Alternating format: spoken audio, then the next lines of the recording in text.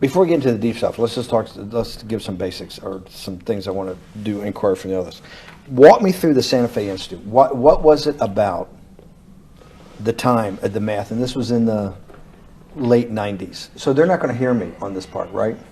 We're going to do it both ways? It will not be on the video, but we do have you recorded. Fine. Remember, when you're answering on these questions, I'm not in the shot, and they're never going to hear my voice. So a little bit you got to repeat in your answer, you got to repeat what my question was. Oh, a little bit. Okay. Santa Fe Institute.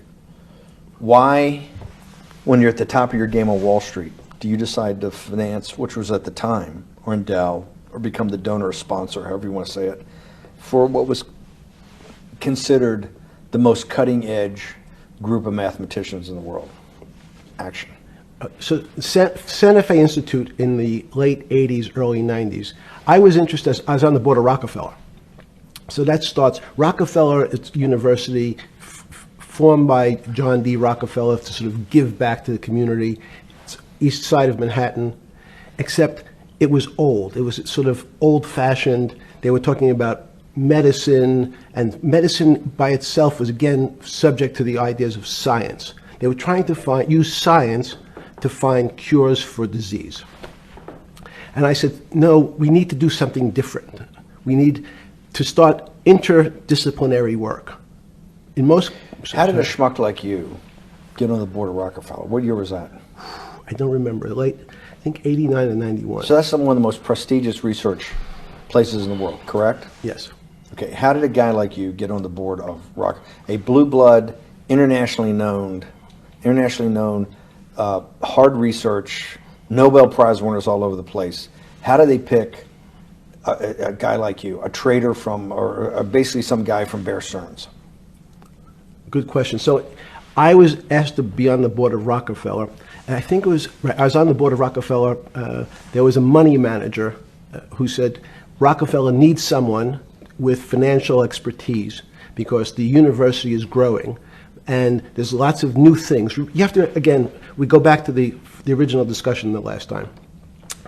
Up until the mid-'80s or sort of early mid-'70s, the most important thing was your name. If you were Rockefeller, you already were considered to be brilliant. If you were head of General Motors, it was your reputation. It was who you knew, who your family was, what was your character. And then in the mid-'70s, basically, if you remember, you probably had a calculator. It was very advanced in those days to have a Texas Instrument calculator, where it could, by putting in the numbers, it would multiply for you to do square roots. And that was the first, and everyone who had a calculator was already advanced on Wall Street. A simple almost like your accountant. The most important parts of business were really now going to calculations. So it's not only mathematics, but it's things that could be calculated. Reputation couldn't be calculated. I could give you, are you a 10 on a reputation scale, an 8? What does it mean to have a measurement of your reputation? We'll get to that later. But places like Rockefeller needed someone to say, look, we're entering a different world where numbers and the numbers of companies, portfolio management was going to be balanced. It was going to be statistical. Jeffrey, could you come on the board? Potentially sit on the finance committee, Nancy Kissinger and a bunch of other people. And David Rockefeller and I got along very well. He was this unbelievable human being. Respectful to everyone. He introduced his driver as his colleague, not his driver. He would never say, this is my driver. He said, it's my colleague. And David started to explain to me world politics. So David would say, Jeffrey, money is going to be sort of the most important things. People don't understand money. You seem to have this knack for money. I said to David, tell me about your life. What was the worst and the best part of your life? So David said, when I grew up, everyone knew I was a Rockefeller. They didn't know that my father told me he would not leave me a dime. No money. But every time we went out to eat, me and my 5 friends in school, they would leave me the bill. They would expect me to pick up the check because I was a Rockefeller. And he said, I was chairman of Chase Bank. And he said, I remember like it was yesterday, one of the headlines in Time magazine said, David, please fire yourself. So he thought that there was a world that existed that would be a combination of both politics and business and leadership. What do I mean? He formed something called the Trilateral Commission. The Trilateral Commission is some spooky stuff. People said it was something, the Illuminati, there's some mystery about it, people that ran the world. It was politicians, but David said most countries, the politicians get elected for 4 years or 8 years, separate from the royal families in England or in the Middle East. Someone's there for 4 years and then they're not there anymore. The most important people to have stability and consistency would be businessmen.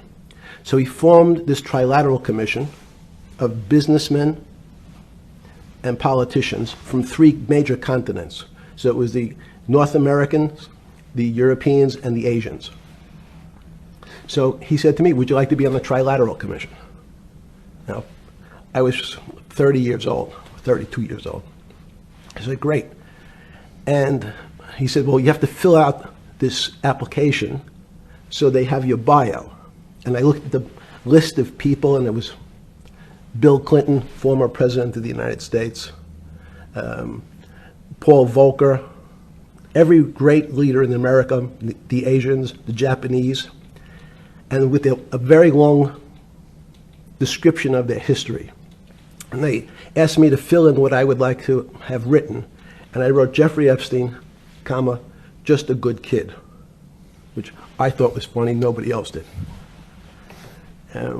So in answer to your question, at that time I recognized around the world that monies and currencies were not really well understood.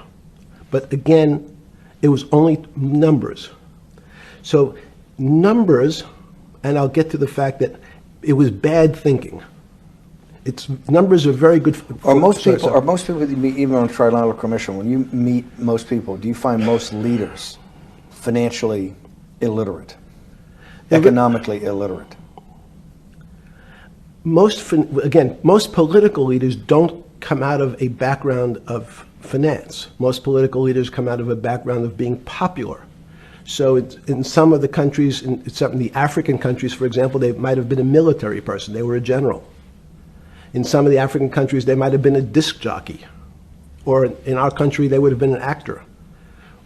The knowledge of money they don't have expertise, they have no degrees in finance. They really, and this is one of the major problems, their expertise, if they have any financial knowledge, is of their own checking account or bank account and filling in their own taxes.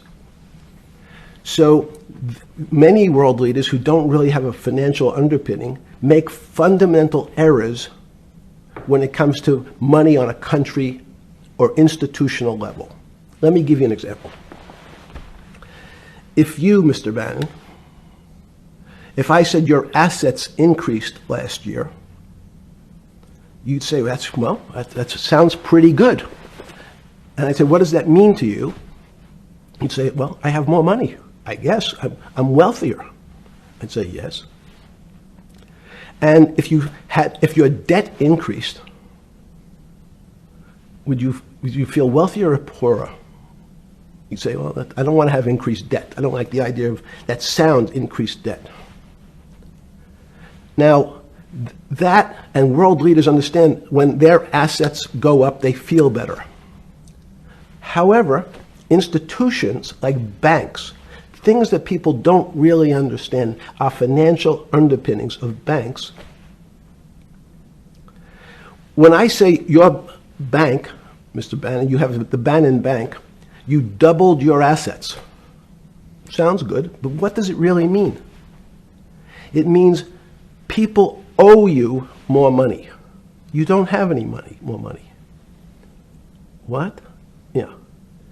A bank's assets are how much it is owed by other people. That's crazy. So if the bank goes from a $2 billion of assets to $10 billion, it means people owe it an additional $8 billion, but their assets have gone up. So the terminology of assets and liabilities is different for banks. It's not natural. And what most people, and you ask questions about world leaders, there's many people, I think your old boss Mercer understood, there's a fundamental part of money which is called fractionalized banking. And fractionalized banking is something that finance people understand, and the people on the street, and when I say people on the street, that's where I was when I started on Wall Street, would find it impossible to believe. Impossible. Why? Bannon Bank, I give you $1, just one single dollar. In our system of banking, I would say, okay, Steve, I gave you $1. How much could you lend out to your friends? And your natural reaction would be probably something less than $1 because I want to keep something in my pocket. The way our system works is if you as a bank are holding my dollar, you can lend out an additional $8 or $9. No, it's impossible. I only have $1, Jeffrey. We have something called fractionalized reserves, which is if you have 1, you can lend out 9. That's the way our system works. And so not only do world leaders not understand banking, but the man on the street, my father who worked in the park department, it would be beyond his imagination that people could lend out more money than they actually had in their pocket. Next question. Wait, how did this, in understanding that, when you get on something like the Trilateral Commission, you're on the board at Rockefeller, which is the most advanced research. You get brought into the Trilateral, which is the elite of the elite. How, since you're only at that time 30-something years old. 8 years from teaching at Dalton, right? You're a Dalton. No, 10 years. 10 years teaching at Dalton. Yes. Walk us through. I mean, put us in the room. Walk me through exactly what it felt like. What it felt like being on the board at Rockefeller. You got these Nobel laureates, and you're sitting there making decisions, and you start to meet these people at Rockefeller. And you start to meet these people at the Trilateral Commission. What did it feel like? It's a great question. So what did it feel That's like? what I'm in the business of asking. Yeah. What did it feel like meeting some of these people like Kissinger or Rockefeller? And those are two extraordinary people. But in general, I think the question, the people on Wall Street, I tell the story, the first day, one of the first days when I was in Wall Street, someone said to me, would you like to buy ATV? And I was looking in the brochure, and I couldn't figure out what stock had a symbol of ATV. And when I finally said, well, I can't find it, and they said, what's the matter with you? Do you want to buy ATV? Which is, he was selling hot televisions, stolen televisions from the floor of the American Stock Exchange, referred to in common parlance as the televisions fell off the truck. So I knew what that phrase meant from Coney Island. But what I found was most people, be it in business, in normal life, or in the world leaders, don't really understand money. It is something they think about. They have a sense of what it is. They certainly want more of it. But they also make statements like, we want more money, but we don't want more debt, which just shows a misunderstanding of what money at its core really is. So most people don't, they want to make it, they want to save it, but to understand it intimately is not a normal characteristic. At the first Trilateral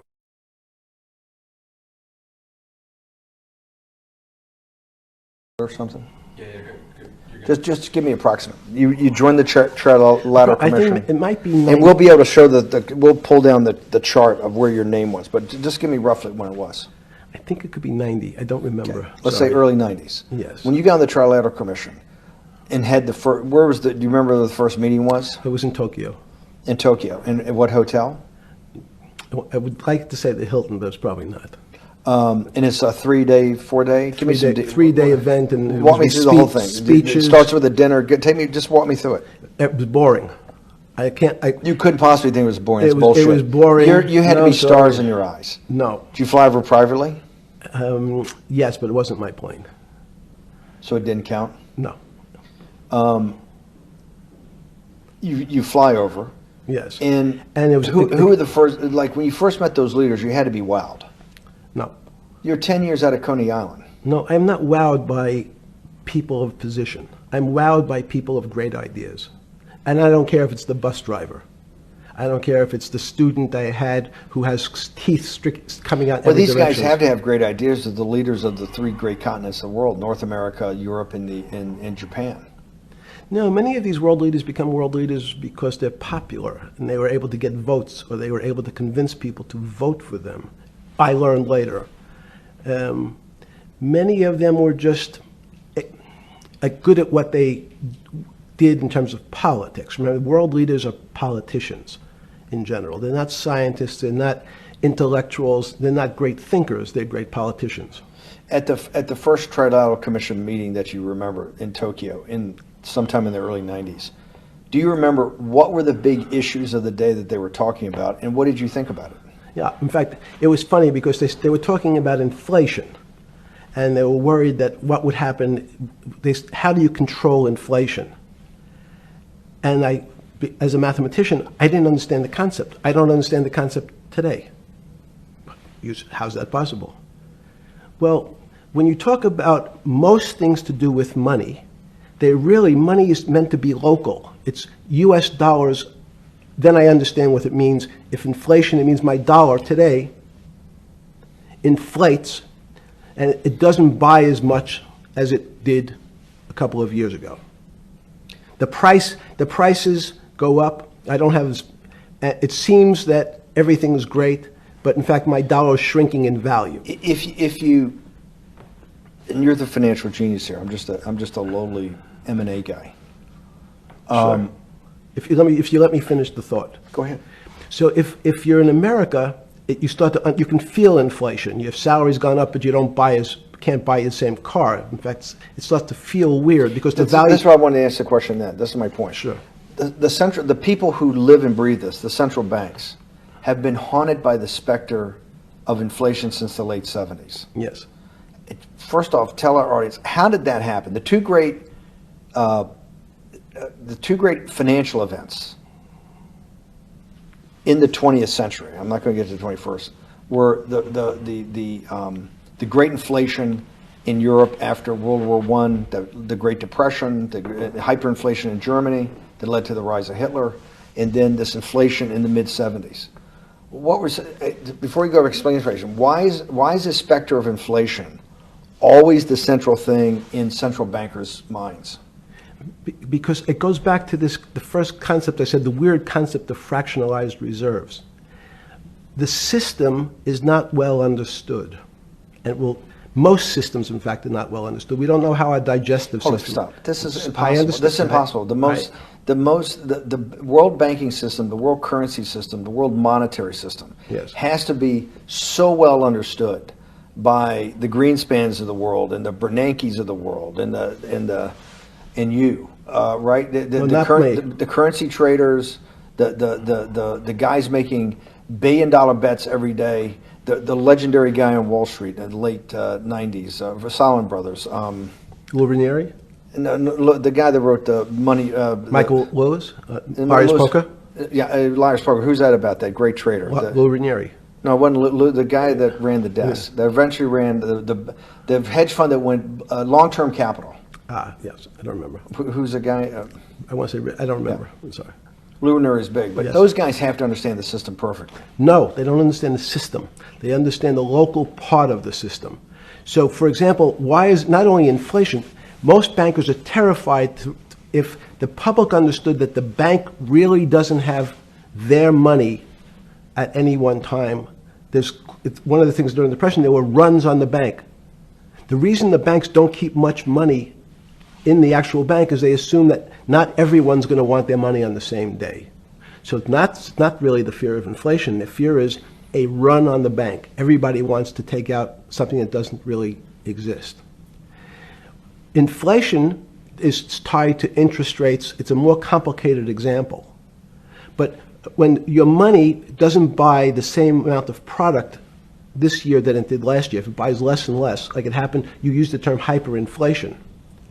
There's certain countries that are not managed well, like in Africa at the current, a $100 billion bill, $100 billion bill in Zimbabwe is worth 1 American cent.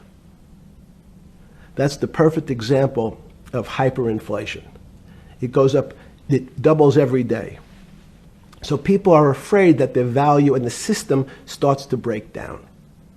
But so if I said to you, does your doctor understand your body system? You'd say, well, I hope so, because I want him to keep me healthy. But you could have a kidney infection, you could have a heart attack, you could have a broken knee. There's lots of pieces of this system. And in fact, when you ask the question, very few doctors understand your entire body. There's a specialist for your knee, there's a specialist for your polynoidal cyst, there's a specialist for your head, and now we have specialists in different areas. So and I'm going to get to your first question about Santa Fe Institute. The world economy and your body are both comprised of little systems interacting with each other and making one big system.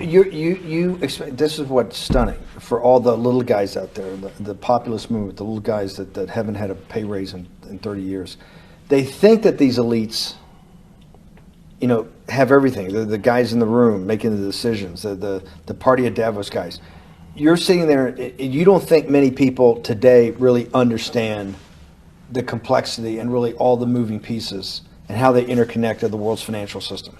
No, not only don't they understand the complexity, and that goes back to Santa Fe Institute was an attempt of trying to see if there was a way to mathematize, formularize, or algorithmically understand what the term complexity means. That goes back to the original question. Complex systems are complex by definition. But there's not necessarily, it's not one level of complexity. As we might say, well, our fingers are complex, the movements, the muscles of our hands, but it's not as complex as the blood system.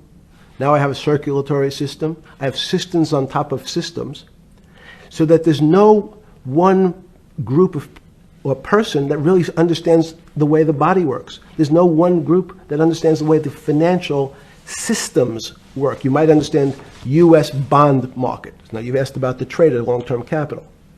That was a bond fund, very small part of this very complex system. So the goal of the Santa Fe Institute was to see, is there a way to get in, somehow understand how complex systems interact? Fast forward, Steve, to today, where Google and these other engine companies, the other tech companies, are trying to build artificial intelligence. The strangest thing that they've found, one of the strangest things, is that the systems that they design, this artificial intelligence, which a lot of people have heard about, is they design a bunch of systems. They're called neural nets. Terms simply taken out of brain work, neurons in the brain. Nets because they actually look like a net. They put in some inputs. The computers work, spit out an answer. Sounds normal to you. It's because you're thinking about that calculator you had in 1976 on your desk. When you ask the person who designed the system, how did it come to that answer? How did your neural net, can you show me the calculations? They say, no, we don't know. We don't know how the thing we designed actually came up with that answer. That's pretty strange. They take the same neural net now and they put it in front of a video game. No learning, nothing. They said to the computer, they say, sit in front of your video game and learn how to play. It seems the computer learns better than any human in history, faster than any human in history, beats any human in history, but when you ask the designer how did it do it, no one knows. It just did it. So that's the first little touch of things that we already have gotten to a place where we don't understand it, and we built it. On Sunday afternoon, September 14th, 2008, where were you? Sorry? It was the night they put Lehman Brothers in bankruptcy in London. I was in jail. Seriously?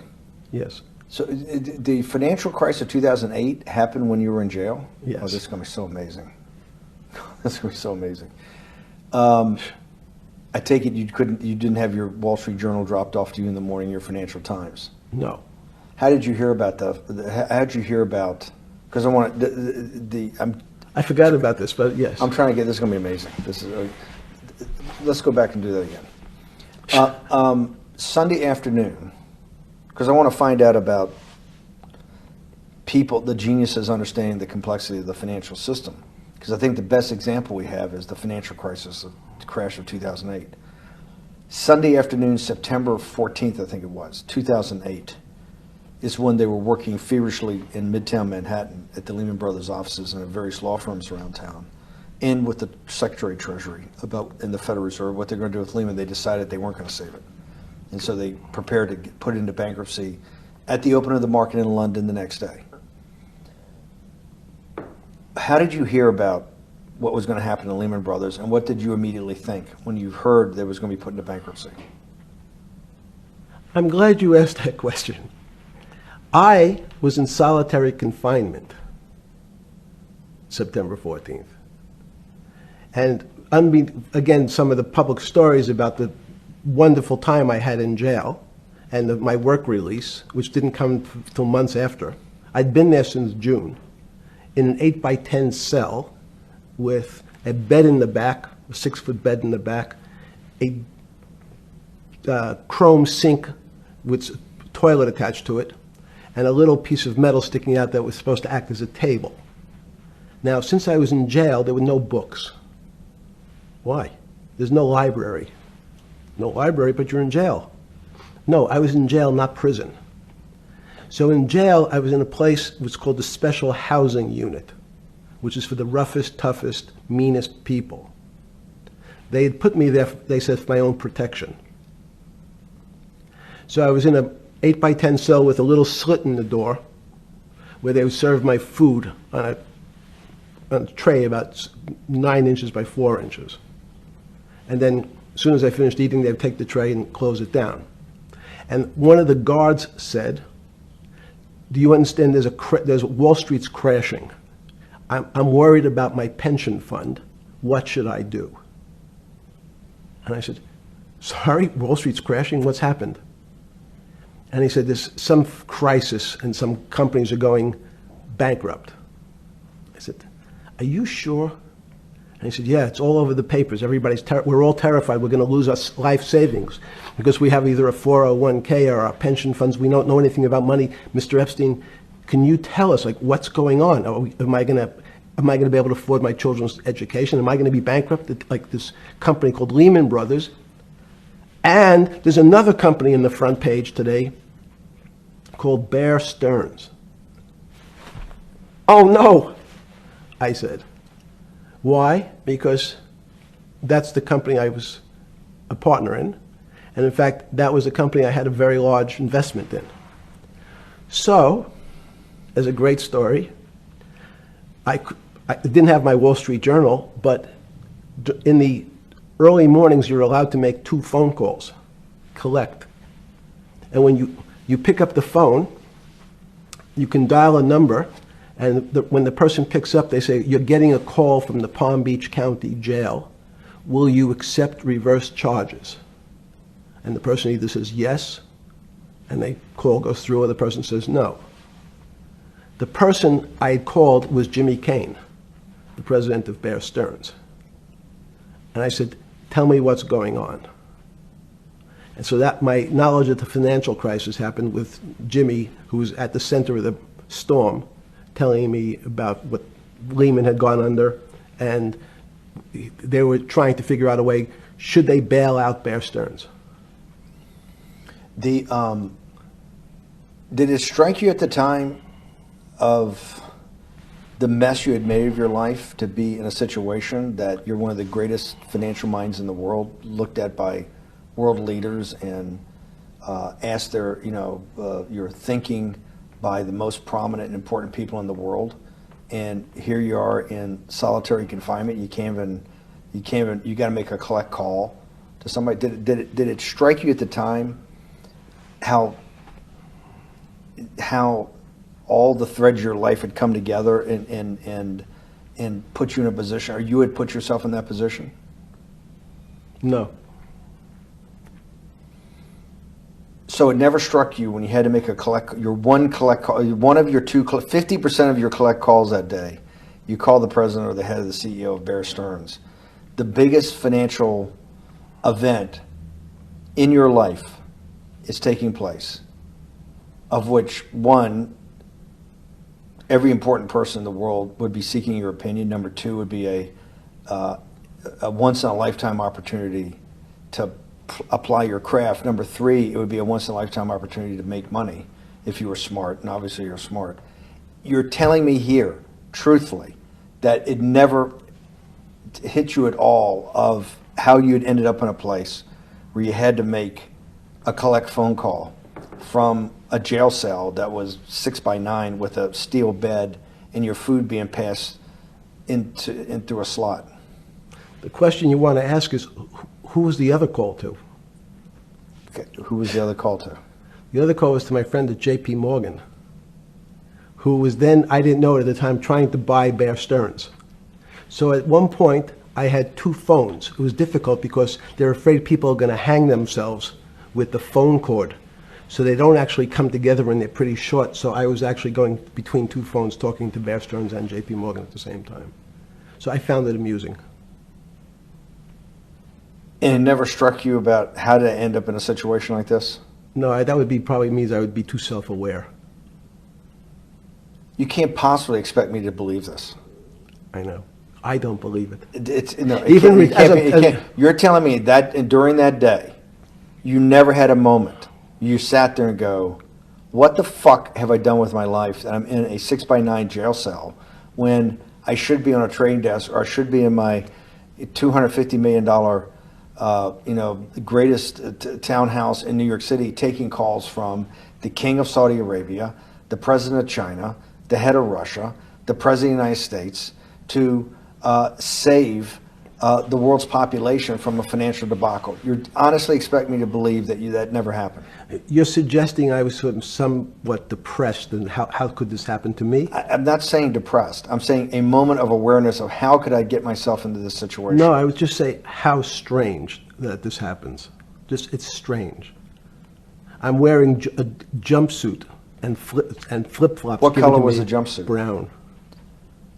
Brown jumpsuit. Yes. I notice I don't see you in a lot of brown. No.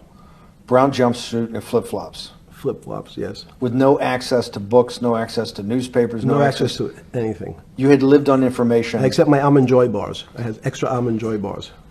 Did you eat Almond Joy bars and things like that because you're afraid of what the cooks did to your food?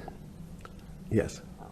Is that because of that you were in for the crimes that you were in for? No, it was just in fact, I was. Is it because you're wealthy? Yes. How did you know that? Well, people would constantly come if I was passing by or have to go for my medical.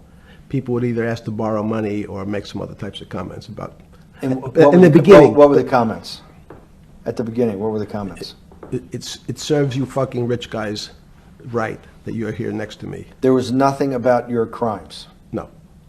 So all this rumor you hear all the time about people in prison that commit the type of crimes you commit, you're saying in your personal thing is not true. No. It was all because you were rich. Yes. And it was all because they wanted to borrow money. Or get advice. Yes. Wait, they get advice to go long. Yes. You're telling me is this time to buy? You're telling me in solitary confinement they were interested in going long. Yeah. They wanted to know what does that say about human nature? Well, what I think the people find, one of the reasons they wanted to keep me in solitary confinement was they're afraid that everybody would want to know which stocks to buy. But what happened was, after this crisis, now it's on the front page of every newspaper. I don't want to lose this day. Sorry. When you first heard that, was it Bear Stearns had been kicked into bankruptcy, 6 months before? No, this is the same time. This is part of the same deal. I thought, no. Bear Stearns, they saved Bear Stearns and didn't save Lehman Brothers. That's right. it. 6 months before they had bailed out Bear Stearns. But Bear Stearns was still a zombie, A shell of its former a self. former self. But they had, quote unquote, saved it. They admit. Why did they make the decision in your mind? Why did Hank Paulson and Bernanke, what's this concept of moral hazard? Explain to the audience what moral hazard is, and why did they save Bear Stearns 6 months before, and why did the smartest guys in the room decide not to save Lehman Brothers? It's a good question. The real issue is I'd have to go back when you have these systems to the way your doctor responds to any type of emergency in your body. If they might decide to save your kidneys and let your gallbladder go because the gallbladder is less important to your overall system. If at that time, even it's not that long ago, the boogeyman was when said, well, what really happened? Jeffrey, what really happened? What is this financial crisis? And, some of the progressives and the right wing blame it on the banks. It was the banks' fault. And it's the fault of this very esoteric, unknown concept of derivatives. It was really the derivatives that caused this financial crisis because the derivatives got somehow out of control and in the Mickey Mouse. And that was the way you started your road to a billionaire went right through derivatives. Yes. But derivatives were not the cause. Derivatives were not the cause at all. It's like saying your hair was the cause of your heart attack because it was on top of your head. So what was the cause? There isn't, let me say, there's no one specific cause. These are system collapses. So many times when they have to make your death certificate, when you say, well, what did he die from? They'll say heart failure. But if you say, what was the cause of his heart failure? Well, he had low blood pressure, his sugar was high, he was diabetic, he had all these other problems. But they say, no, we need a word on your death certificate. Did he die from brain damage? Did he die from heart failure? That's the financial crisis. Many people said, well, what caused it? They wrote, like on its death certificate, derivatives. But derivatives were not a fundamental, derivatives are not a fundamental cause of anything. Was it Sunday or Monday? I take it was Monday morning when you made your two collect calls and you're talking to Bear Stearns on one hand and Morgan Stanley on the other. J.P. Morgan. J.P. Morgan. That was Monday morning. Did you, Jeffrey, being one of the financial geniuses in the world, did you understand what Lehman Brothers going into bankruptcy, the domino effect, that by Thursday the financial system would be under such extremis that if it didn't have $1 trillion cash infusion in the United States, it might collapse? Did you know that at the time? Did you view that at the time? Yes. You did? Yeah. Why? Again, I don't want to bore you or the audience with the idea of it's a medical procedure, but you had system failures. So you'd recognize that if I said to you, did you realize when your father was on the ground and he was clutching his chest and he couldn't breathe, it was a bad situation, he could die. That's how I saw it. Did you immediately think about the commercial paper market? I mean, the mechanical triggers that actually you had to blow through these circuit boards. Did you know the circuits? Did you understand the circuits?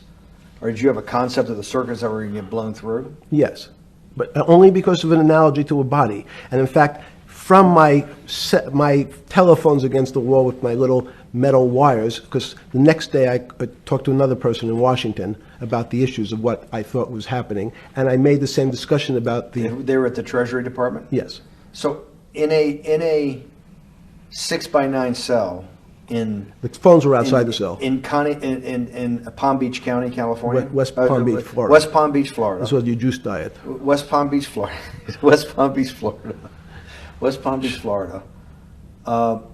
You're making a call to Washington, D.C. to talk to some deputy secretary of Treasury. Someone in Treasury. Right. Someone in Treasury. Right. And that does not, the night before you go to bed, it doesn't dawn on you at all. You never have a moment of self-reflection that, how did I end up on this metal cot when I should be at the center of things? No, I had a telephone. So I said, I can talk to, it makes no difference where I am. In fact, I'm still talking to the same person if I was at my home in Palm Beach. But I'm here in jail. Home in Palm Beach. I can dial my own phone. That's bullshit. No, but you can also make 1,000 phone calls. Here you got to make one, and he's got to take. Think how much better that was. I had to decide who was the right person to call. That was unusual for me, because I would have called 20 people. And before. What was the advice you gave? I said, you have a sick patient, and it's very much like a sick patient in the emergency room. You can't think about it like your car. People in normal walks of life think about money and things as a machine. And unfortunately, so if your car breaks, cars are always easy to fix.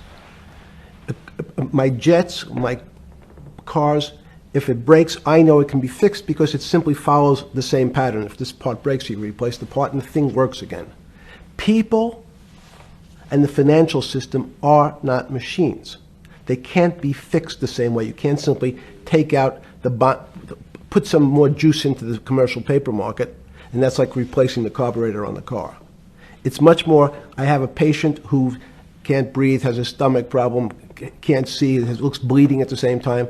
What do I do first? I have to think about it as a system. Where's the most logical place? What's the most dangerous place? If your heart stopped, we have to start your heart again. In the equivalent to the money market, why do I have to start your heart again? I need to get your blood flowing. If your blood stops, you're dead. If liquidity, which is the equivalent of blood in the financial system, dries up. Liquidity is basically cash, putting cash into the system. Forget about what it is. Okay. Liquidity is liquidity. It allows the system, it's the blood of the system. You need to pump blood hard into the body of the economy to keep it flowing. And if you're, especially when you're worried about someone dying, you're not going to be worried about the niceties of, well, you got the shirt dirty and there was some damage. Pump in that blood, keep that heart pumping. When you talked to the person in Treasury on Tuesday, the 16th, did you get a feeling as you were sitting in your 6x9 jail cell in West Palm Beach, Florida, that they were on top of things? No, you can't. It's impossible to be on top of things. There's no such thing. It's, again, the doctor watching the patient die. You hopefully have some confidence that he's seen it before. He recognizes that there are some steps he has to take first before he bandages the guy's finger or worries about what shoes he has on. So you hope that the people in charge, your doctors who are working on the emergency patient, have enough experience and, frankly, judgment to try to keep the patient alive. Did you think that they had those things, patience and judgment? They had pretty good judgment, and you needed a lot of luck, just like in the dead patient. You need to, hopefully you put that blood in and it's not too late. And you make some mistakes, but you have to know you're going to have to give it a shock. In the run-up to the September crash of 2008, yeah. I guess you weren't occupied with finance. That whole summer, how long had you been in jail? I went to jail June 30th. So the entire summer? Yes. Before you went into jail, you were still very active in the financial markets? Yes. When you say active, you trade currencies every day, you trade stocks every day. When people, I don't do anything. Someone like you, or you give advice to people to trade stocks or trade currencies. I don't trade every day. I think that's, like Woody Allen said, you can't beat the bank. So I try to pick my spots. George Soros picked his spot when the pound collapsed.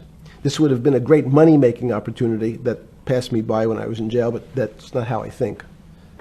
In the run-up to that, in the spring of 2008, that's when Bear Stearns got in problems, I think, in the spring of 2008, and they decided to bail it out. Did the Bear Stearns guys talk to you for advice at that time, in the big crisis in Bear Stearns? No, but see, again, unbeknownst to most people, and it's easy to blame people for the financial crisis, like you'd blame someone for giving your father the drink before he had his heart attack. But what really happened, the real enemy of the finance system was Bill Clinton. And if you ask me what and who caused the financial crisis, I would tell you it was Bill Clinton. Because of what Bob Rubin and he did to deregulate the financial system? No. Because as of the last time we had our 60-minute interview, you talked to me about home ownership. and you asked me whether everyone should own a home. And I told you, no, it's too risky. So the financial collapse of 2008 is because of hardworking African Americans, Hispanics, and whites who wanted to have a ownership stake in the society that all rests on their shoulders. They're the culprits. No, not at all. Okay, then I didn't say they were the culprits. I was pretty clear it was Bill Clinton. Okay. Why was it Bill Clinton? Because Bill Clinton wanted to get votes from those people. And he sold them the idea that instead of renting in a house, and historically the values of houses have gone up, and he said, you guys in these local communities who haven't been able to afford a house before, I'm going to show you a way. I'm going to give you a way, because I'm sure I'll get your vote, that you can own a house, because I want your vote. So what we're going to do is I'm going to let you buy a house, Mr. Bannon, when you really, you're right on the border, maybe, or not even on the border. Your credit is not good. Okay, let's be honest. And it's not my fault, it's not Bill Clinton's fault, but if whatever happens, at the moment your credit score or whatever it is, your credit's not good. Now, normally, you come to me and want to borrow money, I'm a bank, and I say, I'm sorry, Mr. Bannon, I can't lend you money because your credit score is not up to where it needs to be. Hopefully, if you work harder and clean up some of your problems, it will be. But no, what I say to you is, I'm going to figure out a way to lend you, not give you. I'm going to lend you money anyway, though you don't have a good credit score. And don't worry, I'm going to get rid of the term that you don't have bad credit. Bad credit sounds pejorative. You don't want to be a person. Sounds judgmental. Yes, sounds judgmental. So what we're going to do is we're going to call your credit situation subprime. Oh, nobody knows what that means. Subprime. That means prime is good credit. Subprime is not good credit, less than good credit. So we'll call it something that people really won't follow, and we'll tell you what. We're going to have people lend you money, though you are a subprime borrower, and I will figure out some government agencies to guarantee your loan, though I don't think you're a good risk. So the banks say, no, no, no, we don't want, initially, the bank said, sorry, this is too risky, Mr. President, for us. We're in the business of managing risk. It's not our money. It's the hard-working people's money sitting in our bank. We can't lend to people whose credit is not prime. You're asking us to lend to people who are subprime. And he says, here's the key, if you don't, Mr. Bannon, I'm going to make sure the Justice Department charges you with discriminatory lending because you refuse to lend to my subprimers. In business terms, you should never lend to. But what we'll do is I'm going to form an agency called Fannie Mae and Ginnie Mae, just another agency names. They'll guarantee your loan. So don't worry. Don't worry. You don't have to pay it back anymore. Even though and maybe you don't even have to work as hard anymore. That's probably a harsh statement, but these players, these two big firms, Fannie Mae, will guarantee the fact that that bank will receive its money. Now, the bank says, wow, best deal in history. I refused to lend to Mr. Bannon, but now he has the big brother, his Uncle Sam. He went to his Uncle Sam, and Uncle Sam says, I'm guaranteeing it. The bank says, I want everybody. Give me as many people as you can give me. Because Uncle Sam is the best credit in the world. Not only it's the United States government. We'll take it all. We'll take as much subprime as we can handle. Because it's the best investment for the moment. It's a strange investment because it has politics that has inserted its way into the numbers.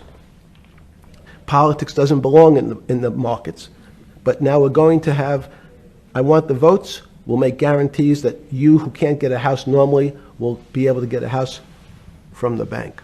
The bank says, this is the best deal in history.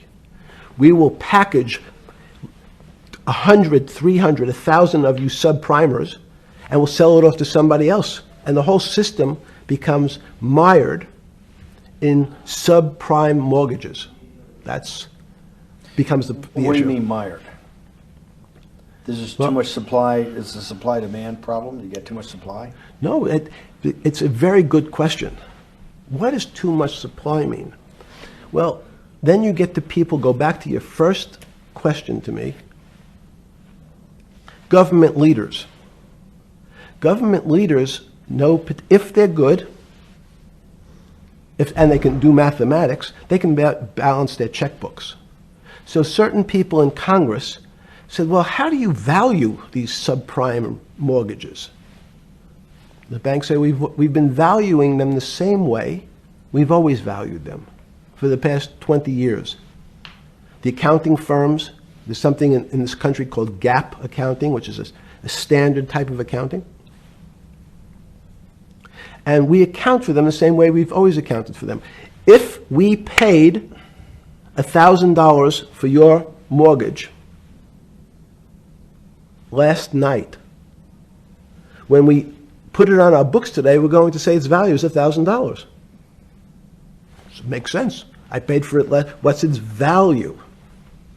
It's $1,000. That's what I paid for it last night. No.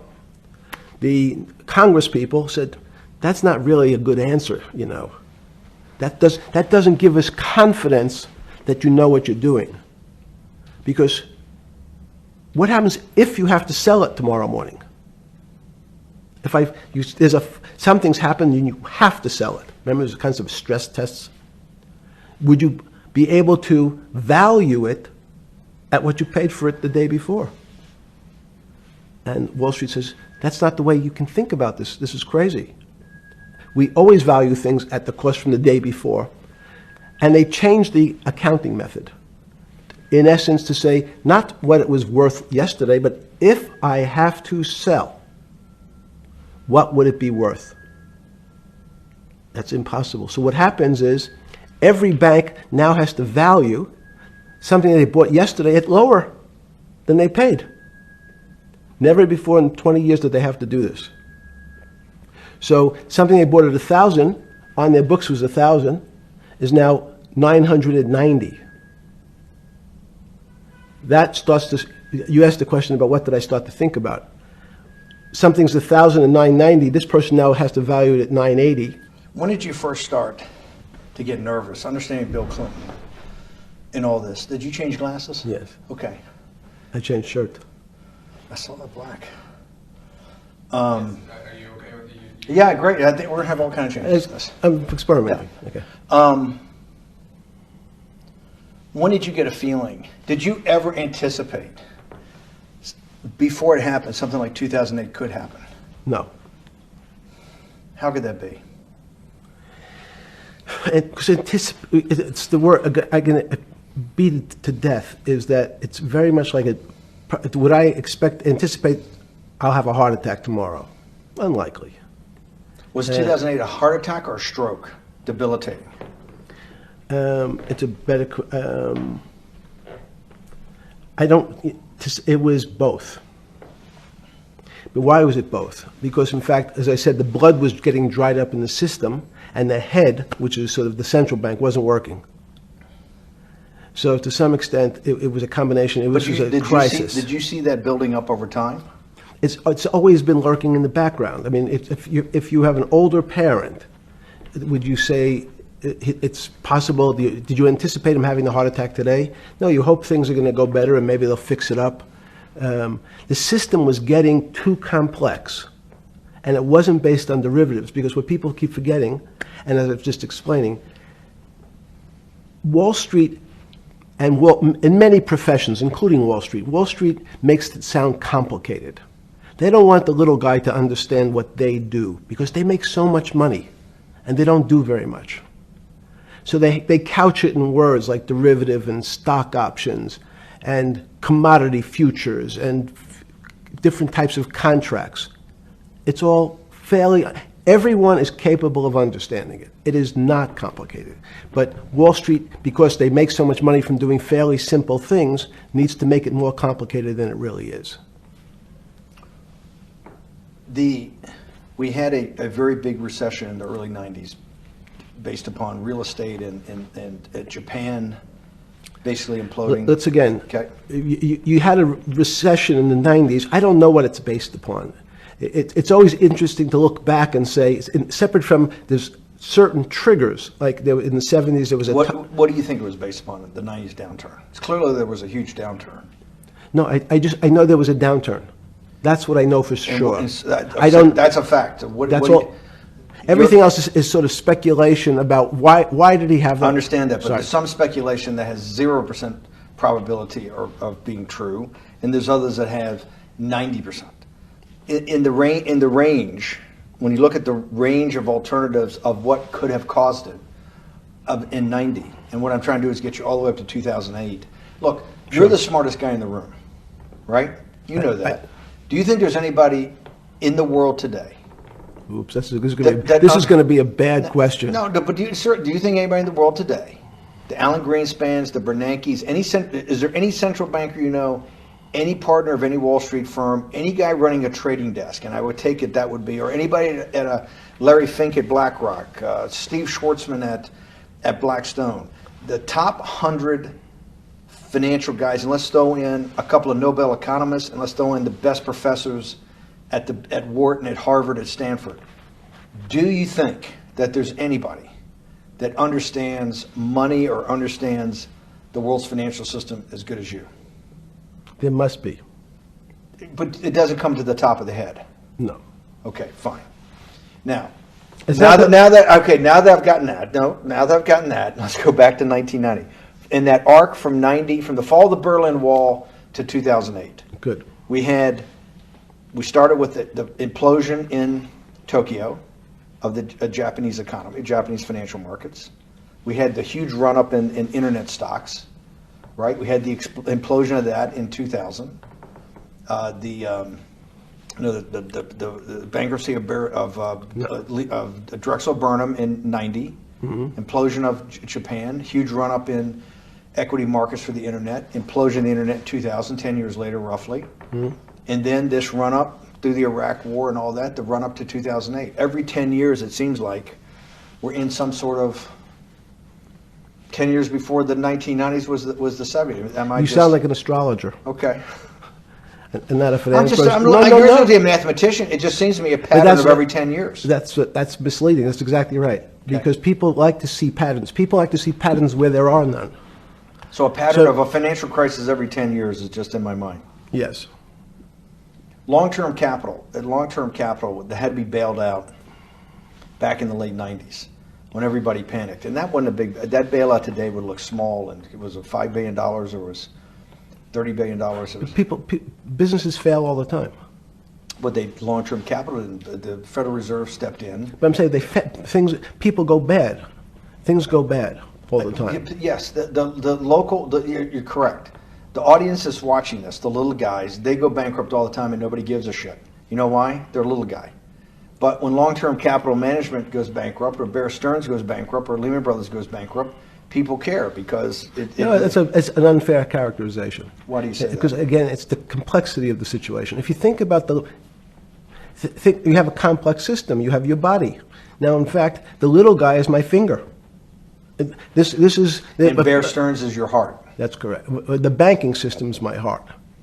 The system, I can't risk my because remember, it's not only my. You haven't been able to name. Hang on. You haven't. Hang on. No, hang on. I was trying to hang. I wanted to see if the hang on worked. No. You haven't been able. You're not good enough yet. You're like junior wizard trying to do it. You haven't. Yes. I'll say, since we can't name another guy that's as good as you. Now, there may be a couple out there. You're not bragging. You're humble. It had to be sometime. Please tell me there was some time before you went to jail and basically got cut off from daily information in the summer of 2008, that you started to get very nervous that this complex system, that something was deeply wrong? Okay, first, let's go back. When I say no one understands the system better than I do, it doesn't mean I You always understand. sound like a doctor. You're afraid he's going to get sued for giving a thing. Yes, you're not, no. you're No, not no, taking no. on any liability. There's no contingent liability here for Yeah, your no, answers. no. But the word understand is the problem. Okay. I don't understand the system.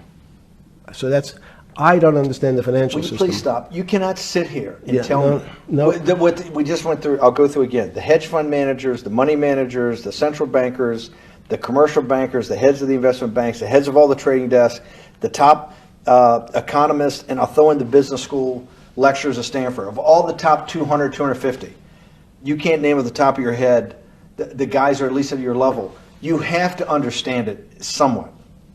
No. Sorry. We all don't understand it. No one understands it. It's a miracle.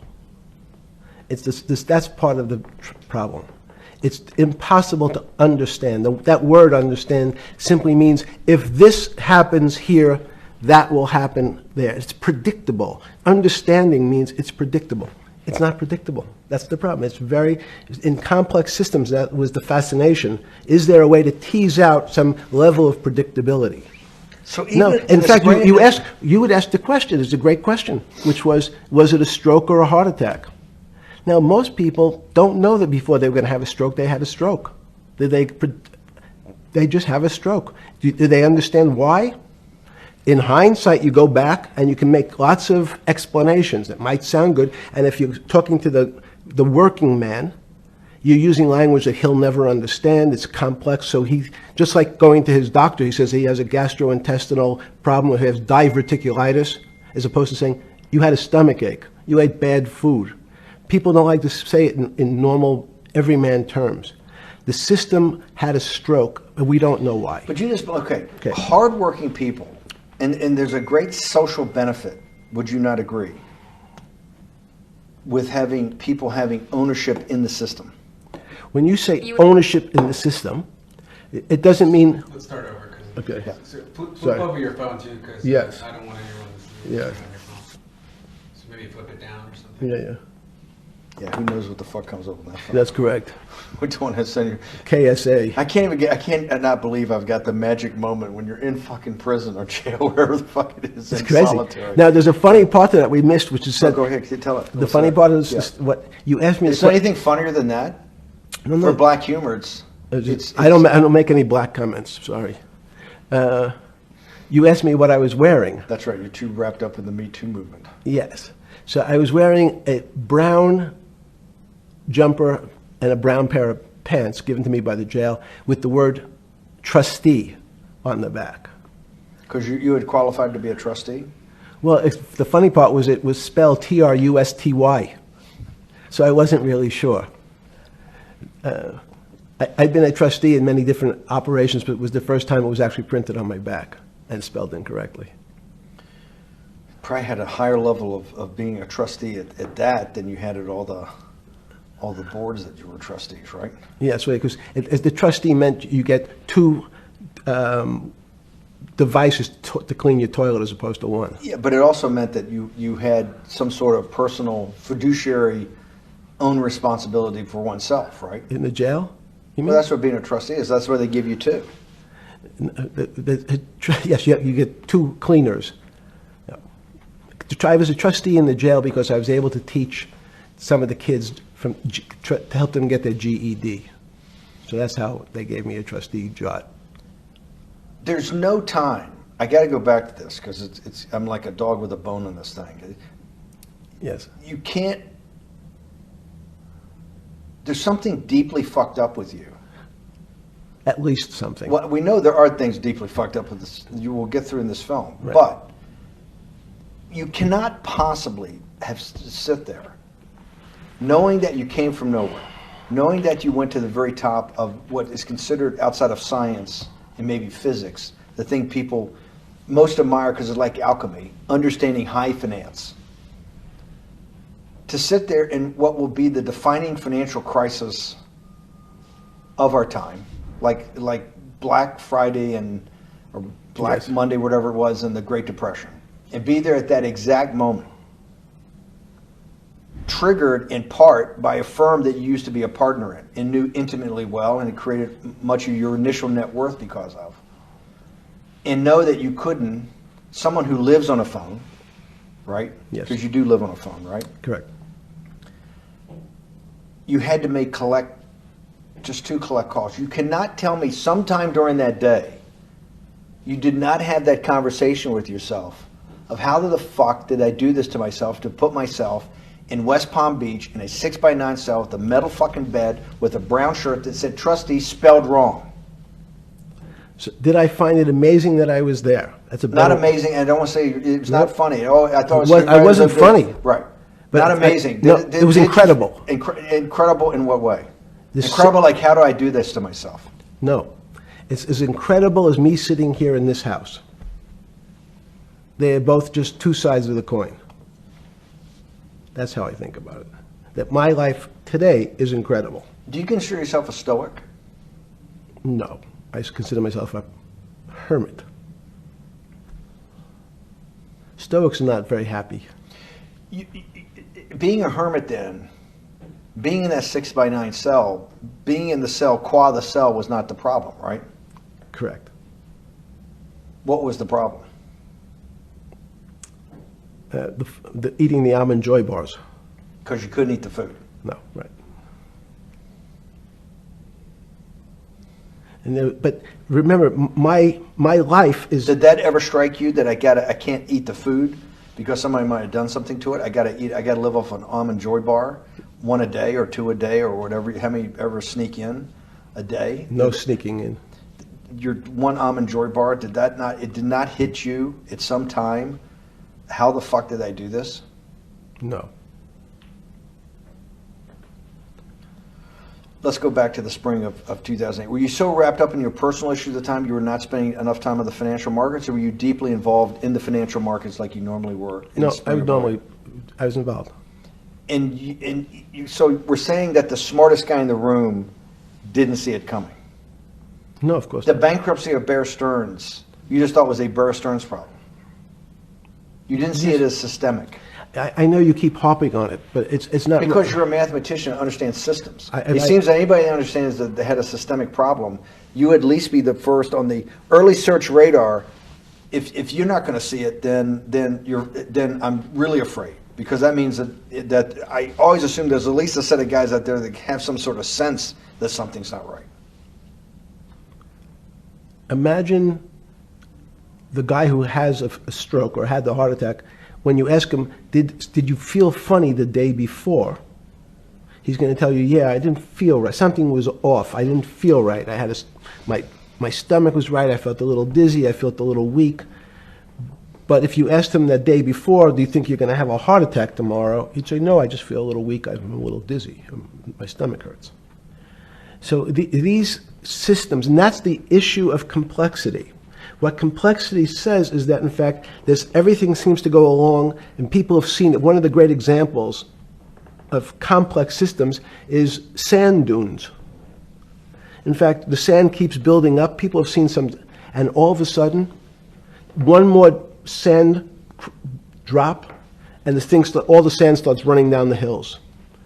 That's the way I see the financial market. Well, you funded Santa Fe in the early 90s or late 80s? I believe it was early 90s. I can get back to you. But early 90s, Santa Fe was funded for the study of complexity theory. It was math. So let's back up. So why did I buy a ranch in New Mexico in 1993? So that gives you some sense. So I would have funded it in 1990.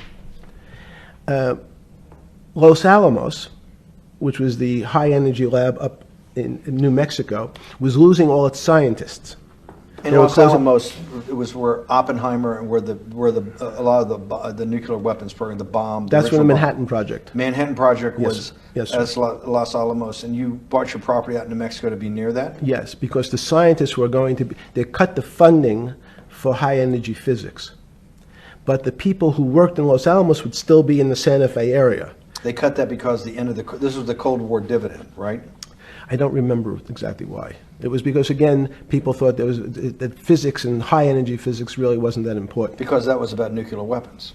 No, it was because they decided, which may be not right. This was the same time that Murray Gell-Mann came up with the term quark, Q-U-A-R-K. He picked it out of an old poem, the word quark. But it was mysterious. So they were starting to understand in the 90s that in our world of the physics world, there was things that were just unexplainable. They called it strange things. You gave it a name. You gave it some characteristics. You called it had charm, was one of the terms. It had a charm. It had a flavor. It had a color. But no one, Mr. Bannon, understood what it was. Just like the financial system. And you wanted to investigate that? I wanted to see if we could build tools so others smarter than me could help investigate it. And that was the beginning of your concept of the Santa Fe Institute? Yes. And Santa Fe Institute was founded to do study in this type of... Can these areas of strange things be described by some form of mathematics? So that's what I'm trying to get at.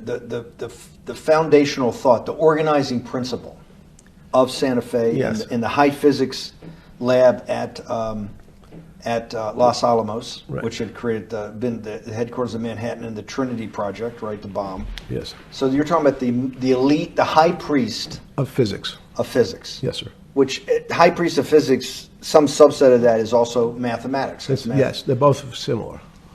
Project out. One of the tools you want to do is to make sure that in this complex system, the finance system, I'm doing a lot of this for philanthropy and a lot for the good of mankind, but also to be able to understand this complex system, the most complex outside of maybe our body, of the financial world. Yes. Did they create tools, or were you smarter in then the mid-aughts, 15 years later, than you had been then because of work that was done at Santa Fe? No, it was great. But in fact, most of the money, most of my philanthropy in the area of can you describe things that appear to be unexplainable by mathematics, and can you fund people who have new ideas?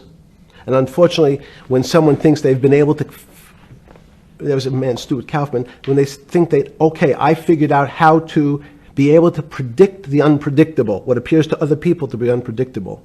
But my system, in those days it was called genetic algorithms, can predict what things will happen, and they all want to make money.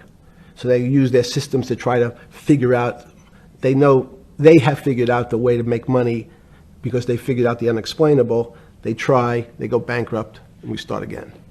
So with a cold view, what I've come to realize is that the attempt to mathematize, formularize, or what in your prior work, to understand what really is, in today's world, still unexplainable, is impossible. They're miracles. Your first head of Santa Fe was Christopher Langdon, I think. Langdon from Australia. But Murray Gell-Mann was really the funder. He was the rock. Yes, he was the rock. He was a Nobel Prize winner? Yes. Yes, and a wonderful guy. He came out and helped us with the Biosphere 2 project. He came with Chris Langdon. Yeah. Chris Langdon was the operator, the day-to-day guy. Chris was doing artificial life. Right. Murray tried to lead his own artificial life. Yes. When Chris came to Biosphere 2 for the first big conference we had in 1994, he was one of the most impressive guys there among all the world's elite. Kew Gardens, the Lawrence Livermore lab, the labs at Sandia, all the major universities, Lamont Doherty, all the big Earth observatories, Woods Hole.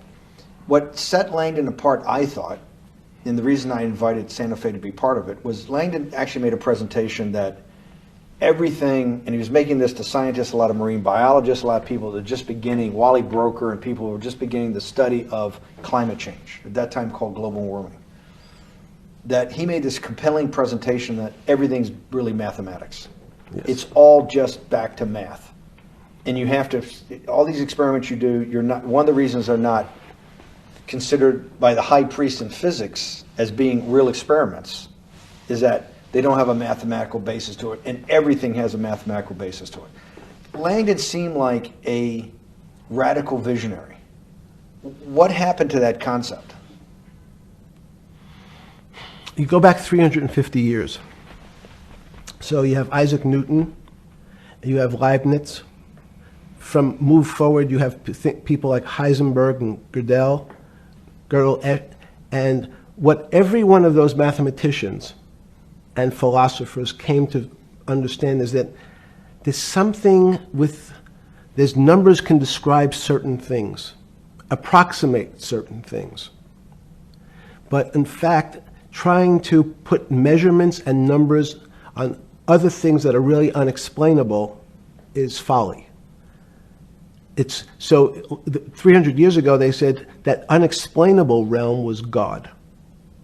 And people who attempted, in fact, to explain the unexplainable, who said, yes, I understand the unexplainable, were charlatans, they were the occults, they were the astrologers, they were the con men. Alchemist. Yes. Well, no, alchemist was, in fact, they believed that there was a way to transmute one metal into another. In fact, they always wanted to see if they can create gold. There's no reason, if you think about it, they recognize that one metal is different than another metal because it has some additional pieces to it. It has additional neutrons or protons or electrons.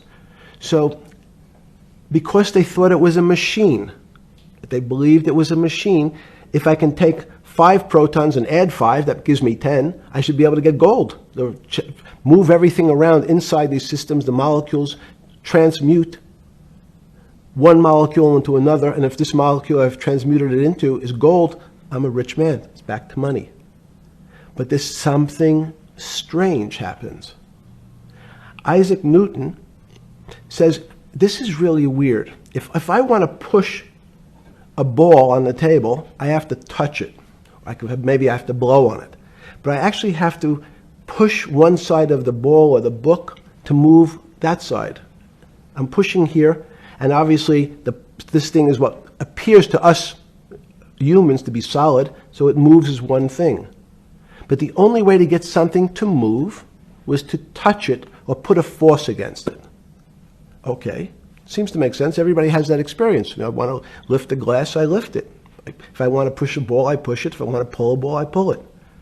But he recognized when the ball fell off the table, it went in a different direction. How's that possible? Nobody pushed the ball down. And he says, this is crazy. Why did the ball go down? I didn't push it. I just let it go. So someone's pushing the ball. Because I know that I am confident that the only thing that gets something to move is with a force that pushes. So there's a force that's pushing the ball down. In fact, he called it gravity. He measured how fast it was pulled, but never was able to explain why it happened. How is it? What is gravity? It's this. Everybody says, well, why did the ball fall to the ground? Because gravity took it. But what's gravity? That's, as Feynman would say, that's the name of the thing. We have no idea what it is. This goes to Santa Fe. They were trying to explain the unexplainable. Can we measure, can we figure out a way to predict the stock markets using these types of chaos complexity? Before we get there, let's walk back through it. Let's go back to Newton.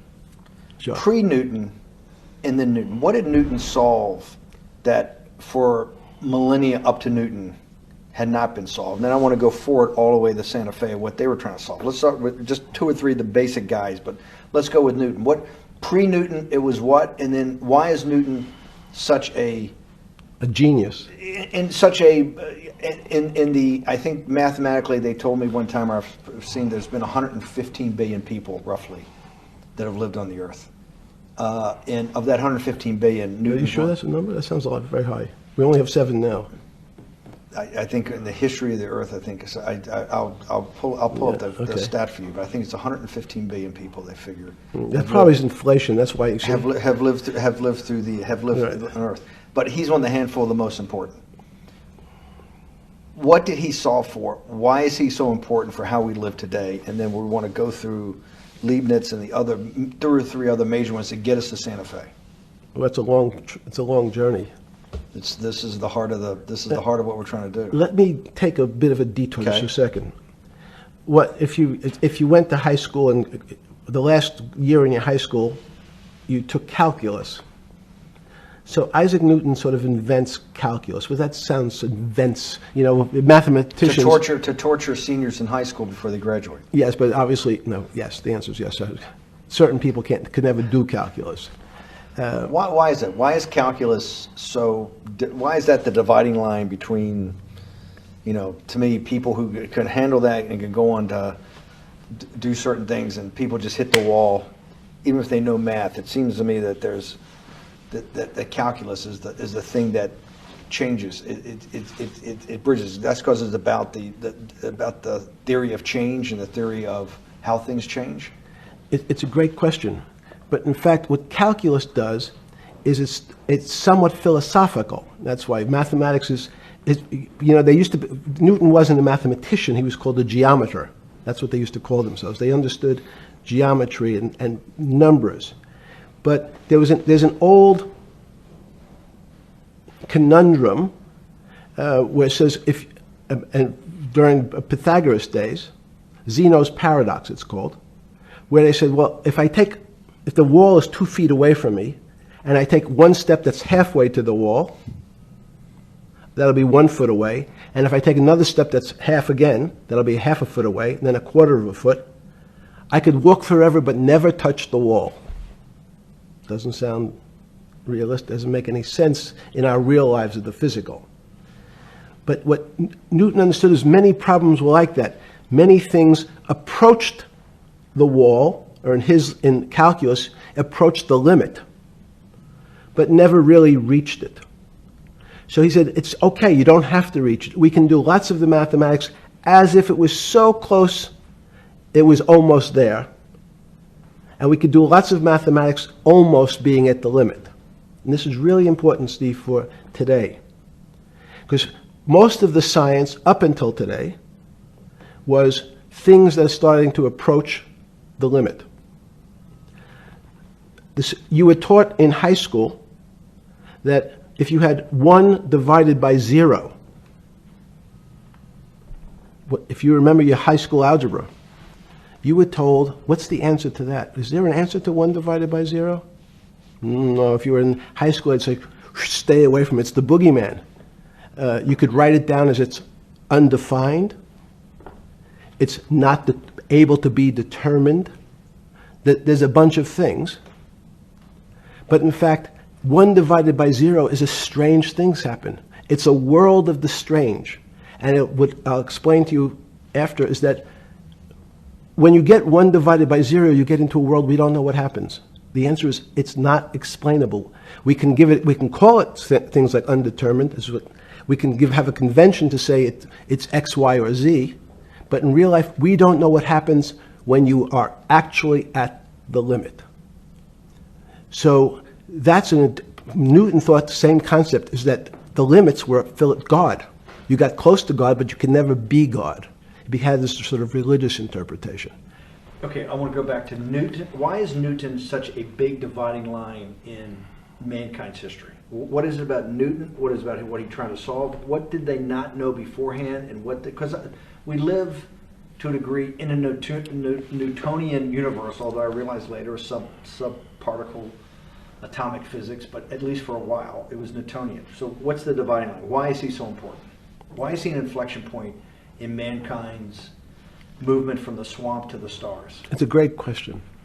The stars were by Kepler. What Newton starts to allow us to do is to make accurate predictions. Remember that we've talked about that with money, about the things in our physical world, how cars, he didn't have cars then, how horse carriages moved, how bowling balls moved, how pool cues and pool table balls. Had people tried to solve that before Newton? Had Many tried it?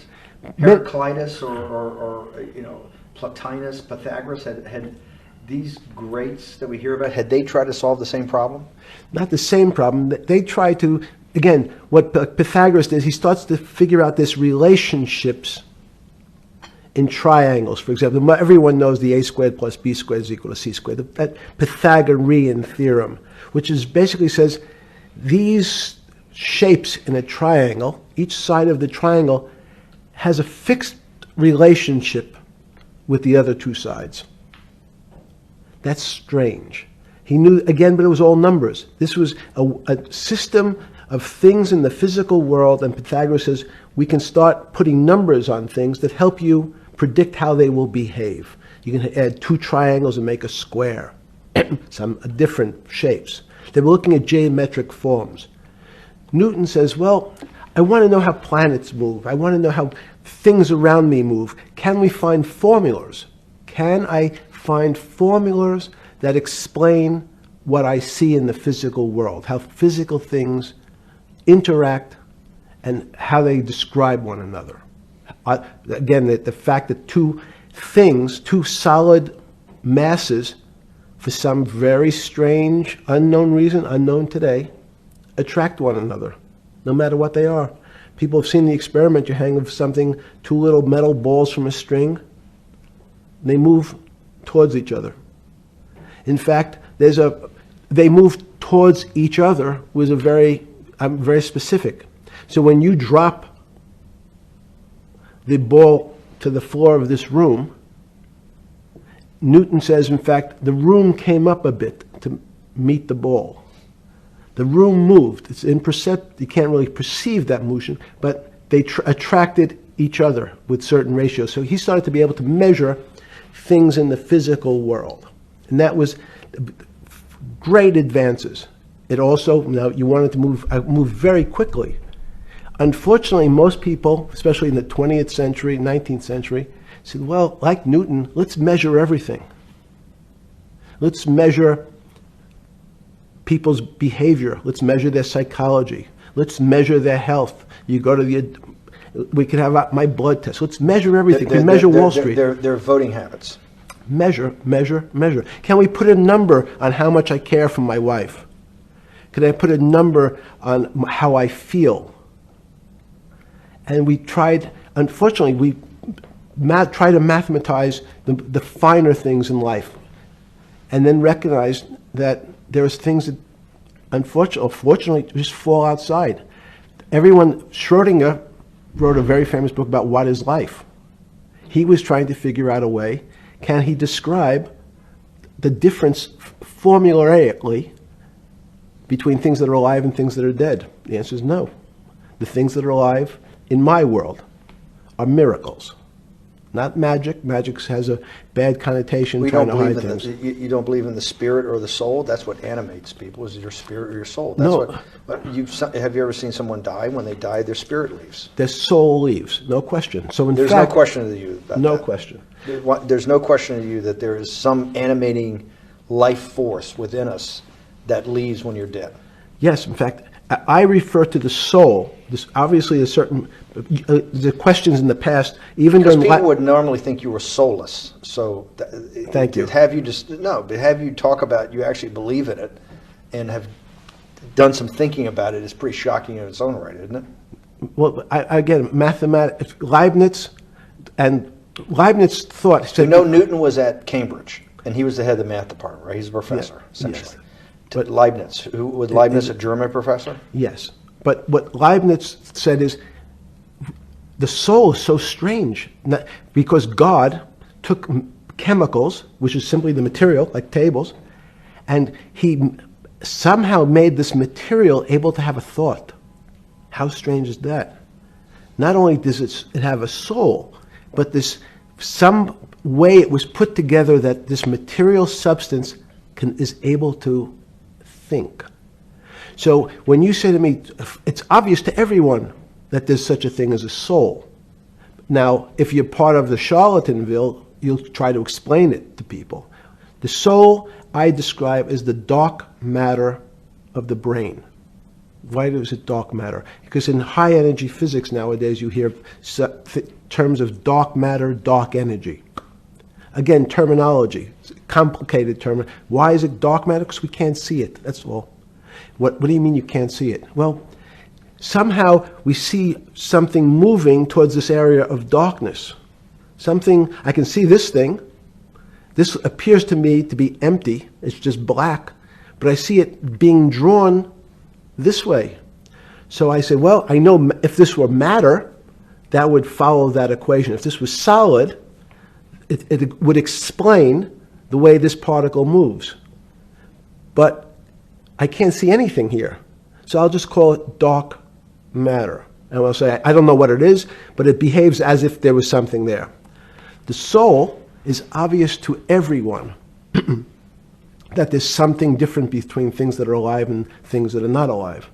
But we have no idea what it is.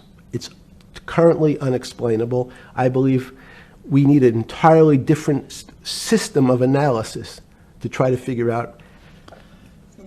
But Sorry. No. With Newton, with all his alchemical studies and things he worked on the spiritual side, Leibniz that just talked about the soul, Schroeder talked about what is life. If a modern scientist or someone that you funded at MIT or at Harvard or one of these things talked in those types of terms, they would be considered to be a wingnut today, wouldn't they? They would not be on the path for tenure, right? Unless they were in the philosophy department. This is exactly my point. We're talking about three of the greatest mathematicians in mankind's history that have really changed mankind. Talking like this, what happened? How do we get to a situation where they could not be in the high physics, they could not be in the mathematics department or working in high energy physics? Good, it's an easy answer. Newton was a combination of mathematician or geometer then and philosopher. And as time went on, those disciplines seemed to move apart. We had philosophy. Some of the philosophers can't do math, and some of the mathematicians. And again, mathematicians often break into two categories. People that solve problems. Those are more like geometers in the old days, just problem solvers. And then there's thinkers, theoreticians. They're more like the old movement towards philosophy. But neither one of those two groups have been able to figure out why something is alive as opposed to something that's not alive. No one's been able to describe what the soul is, but we all know it exists. And I think what we need is science is a bad word. I think science only describes the things we already know about the physical world. In fact, there's an argument that the physical world that we see has been created out of our systems of mathematics. Mathematics, everyone knows mathematics describes the physical world much greater than it should, unless my view, the physical world really comes out of conscious beings that have mathematics. So they create it. This table appears to you and I to be solid. To a bat, because we have light that's bouncing off the table into our eyes, it appears solid. If instead of eyes that responded to wavelengths of visual light, our eyes responded to radio waves, the radio frequencies, it's not different, it's the same type of frequency as light, but different speeds, the table's invisible. We know that our phone works in this room. So the waves are coming through the windows, the waves are coming through the walls. So the walls are invisible to that type of radiation, that type of energy. The walls I can see them because my eyes, a physical system determines that the walls are there. You, with Murray Geldman, you founded, or with the original donor, and had the idea of Santa Fe Institute. In 10 or 15 years later, that effort to study the complexity of systems mathematically. Yes. Was it's a total failure. Yes. A total failure. Total failure. Why is that? It's the failure of science because, in fact, if to some extent science doesn't describe romance. I don't know why I'm attracted to somebody. I don't know. People are attracted to each other, and everyone has the same feeling. They've seen someone walk in the room, and they say, "Oh, that person gives me a creepy feeling." Science has tried to describe. Science doesn't describe what creepy feelings means. They just know it's a creepy feeling. I think women as I said the last time, have an intuitive sense. What is intuitive? They have intuition, they have feelings, and they're able to deal in the realm of things that men, especially men like myself, find unexplainable. They have women have intuition, men see things a bit differently. Men want to measure everything. Women are not really that interested in measuring. In what you're saying in macro terms, you actually think science, mathematics, maybe ultimately technology is moving to that more intuitive? I think science and math are old-fashioned. And unfortunately, people are still taught that they have to learn algebra in school and certain things in school, as opposed to learning to have an emotion. Is this what Larry Summers was trying to get at? Maybe he didn't say it perfectly enough, but what he was trying to get to in that system, the systems we study today, the way mathematics is either taught or understood, that women just haven't gotten up to the highest realms of engineering or physics or mathematics because of that. And you're actually implying that there's a either new branch of science, or we've hit an inflection point like in Newton that's going to go in a Newton took mankind in a different direction because he was able to measure. Then you had subatomic, non-Newtonian physics later. Are you saying that you think there's another developing field that's coming up that may take us, I don't know how many decades to get our hands around, but that's what's evolving out of this? Yes. Yeah. In fact, I think that mathematics, it's not the end of science. Every year someone says it's the end of, we can't discover everything. There's lots to discover with relationship to the physical world, but we know a lot already. In respect to the unexplainable world, we almost know nothing. Women, again, sense it. And instead of Larry Summers, I won't digress too much, but Howard Gardner early on said, there's not one form of intelligence. It's not mathematical intelligence. There's emotional intelligence, this kinesthetic intelligence. There's this argument that I reject that black people are less intelligent than white people. It's not true.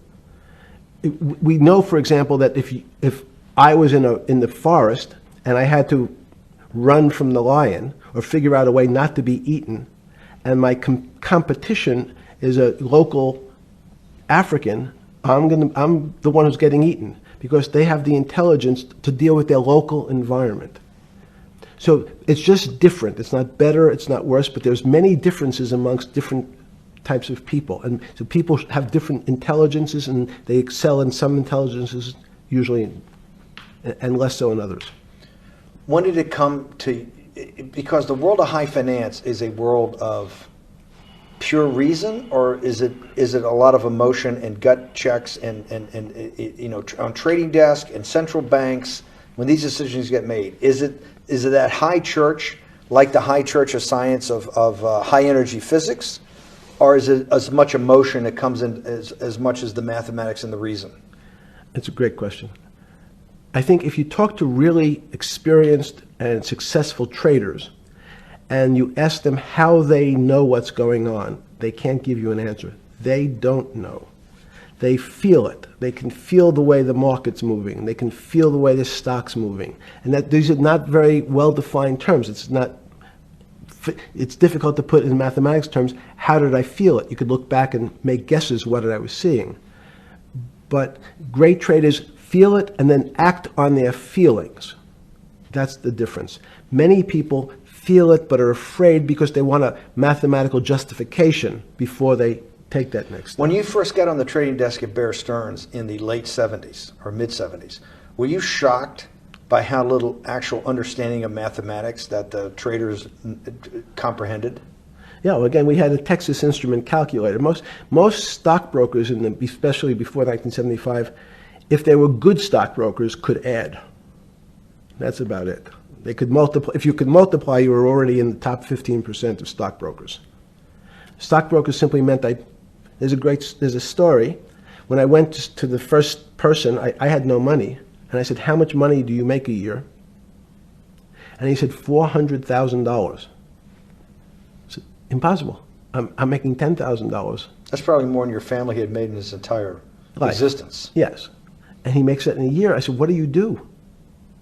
And he said, it's too complicated for you to understand, which is what the main thrust of Wall Street people, they want to tell you it's too complicated. Because if you understood that that person was simply, he had a brother-in-law, in fact, in this case, who ran the pension fund at General Motors. His brother-in-law would call him and say, buy 1,000 IBM. He'd hang up the phone, he'd write it out on a ticket and walk it to a window. That was his entire skill set. Hello, write what my brother-in-law says, walk it to a ticket window. Give me an example when you were on the trading desk in the early days of Bear Stearns of a time that you felt either complete uncertainty or you saw total panic, where people, something was happening that people couldn't foretell and that they were like in an airplane cockpit where it's going wrong. Walk us through that. In 1978, I think it was, across the news wires, there had been a collapse of the currency in Thailand. On the other side of the world, had no relationship to me. I wasn't sure where Thailand was. But the fact that a currency, a country's money, had all of a sudden dropped tremendously in value affected the rest of the world's markets. And people panicked because they'd never seen that before. A very small part of a very complex system had a shock throughout the whole system. So prices on Park Avenue apartments, the bond markets, the stock markets, every started to gyrate. You know, there's an old mathematics expression that if a butterfly wings in Mexico make the wrong turn, it spins out, and eventually, by the time it gets to Canada, it turns into a tornado. So these are part of complex systems. So yeah, Wall Street in certain parts. Santa Fe Institute was supposed to actually come up with a formula for that, for the butterfly wings. Why in 15 years did you reach the end of at least that experiment? Every attempt to, that's why it's so exciting now, because I think certain people are starting to realize that there's so many things that are unexplainable that we have to think about them differently. Music is a great example. It's a common man's example. You know, when you hear a certain song, it makes you feel a certain way. How does it do that? We don't know. We can't mathematize it. And even that music, Steve, nowadays we compress music. When you have a violin, it's compressed onto your iPhone. So what does compression mean? I'm taking lots of information and I'm cutting it into lots of pieces and squishing it together. And when I squish it or compress it, I have to take out lots of pieces, but I say that they're not very important pieces. It's those pieces that we take out when we compress data, to me, are the most interesting parts of life. You just said a while ago, part of this new search for science may go back to when people were actually talking about a soul, and you said there's no doubt in your mind that there is a soul. Describe for me what you mean by that. What do you mean by soul? What do you mean soul different than the physical analog body that we're seeing on film right now? It's difficult to describe in words. I mean, I'm not a poet. Poems get a little closer to what that really means. But even the concept of what is life becomes complicated when you deal with plants and seeds. Is a seed alive? I don't know. Certain people would say, no, it's dead. When you're a banana, one of my favorite examples is the banana that's sitting on the countertop in your kitchen today. Is it alive or dead? What do you think about human life? What is human? Tell me about human life. But your banana is alive. That banana is breathing. It's on your. You say that's impossible, Jeffrey. No, it's not. Is the banana conscious? All these words. These are words. So everyone's trying to fit a very complicated concepts into a very small box called conscious or alive. These don't fit in that way. So if you put your banana in a bag and put another fruit in with it, the fruit ripens faster because the banana breathes with it. We don't understand most of those things. So you asked the big question. Sorry. You talk about the life. What about human life? What about it? Tell me what do you think? What do you think human life is? It's a miracle. It's a miracle. And when I say miracle, I can't explain it, and I make no attempt to explain it at the moment. We don't know how to think about it. And anyone, and again, another one of the Feynman quotes when he was talking about quantum physics. He said, anyone, Jeffrey, who says they understand quantum physics and quantum mechanics and quantum behavior, you know they're lying. Let's talk about it. That's post-Newtonian. Talk about what's the difference, who founded quantum mechanics, why is quantum mechanics taking Newtonian physics and taking it to the next level? It forms a much broader category. Let's go back to this desk. You use the thing of Newton using this desk. Why can't Newton's theory explain everything? Why did subatomic quantum mechanics or quantum physics have to come in to explain this? Well, so let's go right back to square one. Why is it called quantum physics? So quanta is a word that simply means packet, small amount. So it's quantized. So we recognized, when we recognized that this table appears, another very complicated word, solid to us, it's really made up of molecules or atoms. And atoms, we've given lots of names to what some of the behaviors. If you were in school, when you and I were in school in the 50s, the model was a little center thing in the middle, and an electron went around and around it. It was seen as a ball that went around and around it. And as we started to look at, say, well, let's see what this ball looks like. I want to be able to examine that little thing called an electron. We found that there was nothing there. There wasn't the thing. It was simply a cloud of energy that we can call an electron. So we already started to see mysterious things as we go into very super small quantities, quantum physics. So quantum physics started to go into the very small, and at very small distances, we see things that we can't explain. We just cannot explain. How am I doing on time? 4 minutes. Fine. And to summarize, no, sorry. Let's go back to human life. When do you think human life starts? It's not these. So you see, this is the question. You're asking me to measure something again. It's the disease. It can't be measured. You just hate making commitments. That's why I'm not married. I'm peeling this onion back a layer at a time.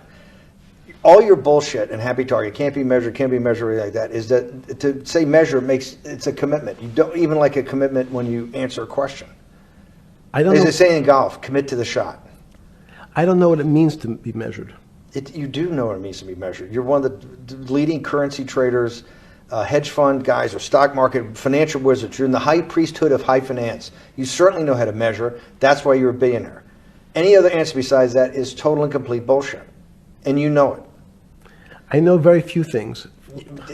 You know things can be measured. You measure every day. You weigh and measure every day. You weigh and measure people. You weigh and measure leaders. You weigh and measure economies. You weigh and measure politics. It's a very good. You weigh and measure. You weigh. Hang on. Your whole life, in fact, is measuring. So what you've now done is a great thing. Is you've used the word measure, a mathematic term, in the common vernacular and abused it. So I don't even recognize what it means. It's so abusive to my field. Why? And let's go to that. In mathematics, measure means what specifically? There's no specific. It's an approximation, or giving something a number. Einstein said, we're not asking you to go to the 9th decimal point. You didn't say that before. No, you're not going to the 9th. I don't even. What if I say measure how tall are you? You'd say 6 foot. 6 feet. But is it 6 foot 1 inch? Give or take, between 5'11" and 6 feet. But what's that? So the question is, I want an accurate. I got Zeno's paradox. I don't even know what it means to measure you. Am I measuring the top of your hair, the top of your skull, the finer, the more you're being rabbinical. This is like I shaved my beard off. I used to be rabbinical. No, my point is, isn't that going through the Torah where you're parsing every definition? No, however we broadly define measure, your life literally is about measurement, is it not? It's about putting numbers on things so that I can try my best. You can call it whatever you like. If that What do makes you feel better. What do you know? No, Because I I'm want to trying make you relate it happy. back to your scientific inquiry. No, even a number. People don't. A number is a complicated When did thing. you come? When did you come to this inflect? When did you come to this aha moment? Was when it was in your solitary confinement, when the biggest financial crisis in world history was going on, in your 7x9 jail cell with your metal bed and your two brushes because you were a trustee with the brown uniform on, trustee spelled wrong. Is that the moment of clarity that you had about science and Newtonian physics and everything that we can measure is really not going to be the way we go forward? It's going to be much more esoteric, emotional intelligence thing. Was that your moment of clarity? I wish it was, because it would make such a great story for this interview, but it's not. It's the fact that I lead such a privileged life to come across. But when did you? If it didn't happen then, when did it? Or did it happen before? I was going to hopefully get to the. Okay. I'm in a privileged position to have some of the world's smartest people come to my house and tell me what they think about different subjects, and I finally realized that the thing that they had most in common was there was this area, no matter how smart they were, that when I asked them the questions, they said they'd have to resort to a 500 or 1,000-year-old response to that question, which was, I don't know. You know who else found that out? Socrates. That's what Socrates kept doing, right? Socrates kept asking all the experts. He would go through, question after question after question, and realize at the end they didn't really know. They really didn't basically understand what they were talking about. And one of the things that people won't enjoy, it turns out that potentially one of the bad things to teach children is how to write. Writing, reading, and arithmetic everyone's supposed to be taught, but writing forces you into a very narrow channel of thinking. You have to write in a certain form, in a certain way, in a certain linear pattern. So your thinking becomes somewhat narrow. The reason I brought up writing is one of the recent discoveries of mine with respect to Socrates, Plato, and Aristotle is they never wrote anything. They spoke, and people around who could write wrote. Socrates could think. So that was... Jesus of Nazareth was the same way, right? Never wrote anything. I thought he was a carpenter. He was a carpenter. Didn't he need like a little carpenter's tool? I don't want to get that. But at least his written record. Right. One last thing. Sure. Thank you for having me to your house.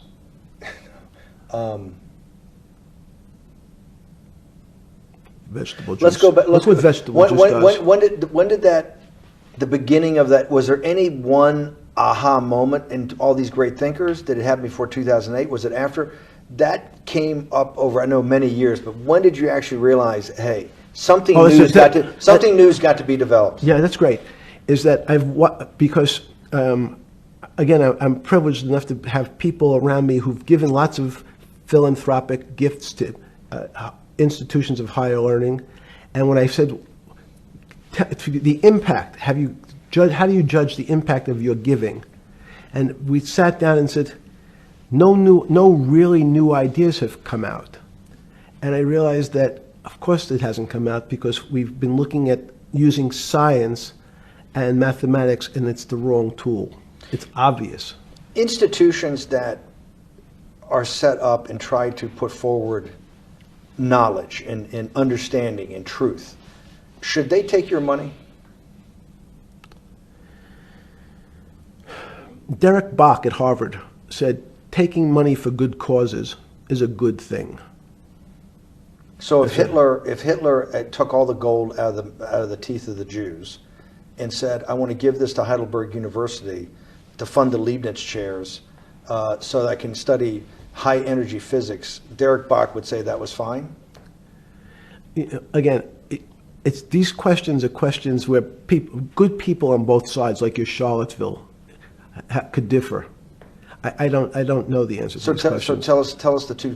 Give us the two answers. What the one answer why it shouldn't be, and then the one answer. Derek Bach says, "I'll essentially take cash from anybody because I got so many projects, so many good guys, and this is the way I'll do it. So I'm indifferent to where the cash comes from. Money's money, and if I got good guys, I'm the fiduciary. Says these are good people and this is good research. Okay, I'll take the cash from from any source, including you." What's the other argument? Let me give you that. I know in my case, Is your money dirty money? if you live, in my, I just asked a question. Is your money dirty money? no, it's not. So in fact, Why is it not dirty money? because I earned it, a heart. But you earned it. I earned it legally. We went back to this before. You earned Yes. it. You earned it advising the worst people in the world, right?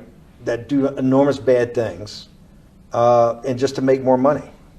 So instead of asking me the question, should you take the money?